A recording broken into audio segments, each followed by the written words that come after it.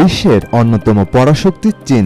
বিশ্ব অর্থনীতি, সামরিক ক্ষেত্র, ভূ রাজনীতিতে চীনের রয়েছে গুরুত্বপূর্ণ প্রভাব। চীন এক উদীয়মান শক্তি। চীনের সে সক্ষমতার পাল্লা আরও ভারী হলো এবার। চীনের সমুদ্রের তলদেশে বিপুল পরিমাণ স্বর্ণের সন্ধান মিলেছে। এটি সমুদ্রের তলায় আবিষ্কৃত। আর এই স্বর্ণখনিকে এশিয়ার সবচেয়ে বড় স্বর্ণখনি বলেও দাবি করা হচ্ছে। সোমবার বিভিন্ন চীনা সংবাদ মাধ্যমের বরাত দিয়ে খবর প্রকাশ করেছে আনন্দবাজার পত্রিকা। প্রতিবেদনে বলা হয়েছে, চীনের শানডং প্রদেশের ইয়ানতাইয়ের লাওঝু উপকূলে সমুদ্রের তলদেশে স্বর্ণের এই মজুদ আবিষ্কৃত হয়েছে।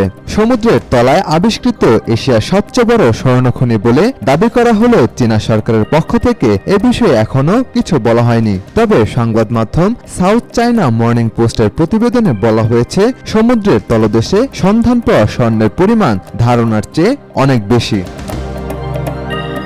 ধারণা করা হচ্ছে, শানডং প্রদেশে নতুন এই স্বর্ণখনি আবিষ্কারের ফলে লাওঝুতে মোট মজুদের পরিমাণ দাঁড়িয়েছে ৩,৯০০ টনেরও বেশি, যা জাতীয় মজুদের প্রায় ২৬%। সাজিদ আকরাম, সৌরভ, আজকাল।